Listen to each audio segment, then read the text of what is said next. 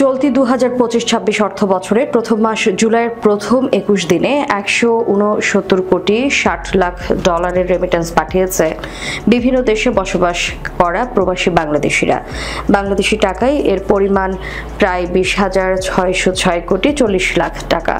মঙ্গলবার এই তথ্য নিশ্চিত করেছে বাংলাদেশ ব্যাংকের নির্বাহী পরিচালক ও মুখপাত্র আরিফ হোসেন খান। কেন্দ্রীয় ব্যাংকের তথ্য বলছে, জুলাইয়ের প্রথম 21 দিনে 169 কোটি 60 লাখ ডলারের রেমিটেন্স এসেছে দেশে, যা গত বছরের একই সময়ের তুলনায় 26 কোটি 60 লাখ ডলার বা প্রায় 3,232 কোটি টাকার বেশি। গত বছর এসেছিল 143 কোটি ডলার।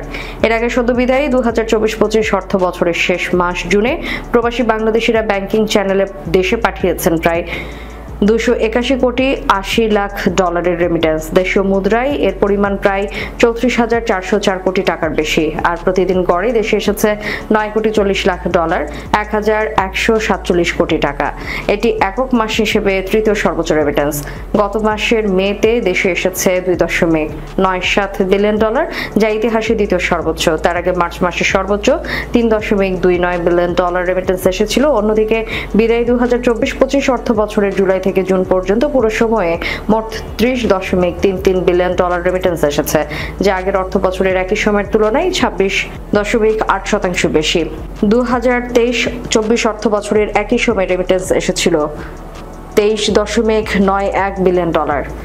2024-25 অর্থ বছরের প্রথম মাস জুলাইয়ে 191 কোটি 37 লাখ 70 হাজার ডলার, আগস্টে 222 কোটি 13 লাখ 20 হাজার ডলার, সেপ্টেম্বরে 240 কোটি 41 লাখ ডলার, অক্টোবরে 239 কোটি 50 লাখ ডলার, নভেম্বরে 220 কোটি ডলার, ডিসেম্বরে 264 কোটি ডলার, জানুয়ারিতে 219 কোটি ডলার এবং ফেব্রুয়ারিতে 253 কোটি ডলার, মার্চে 329 কোটি ডলার, এপ্রিলে 275 কোটি ডলার, মে মাসে 297 কোটি ডলার এবং সর্বশেষ জুন মাসে 282 কোটি ডলার রেমিটেন্স এসেছিল।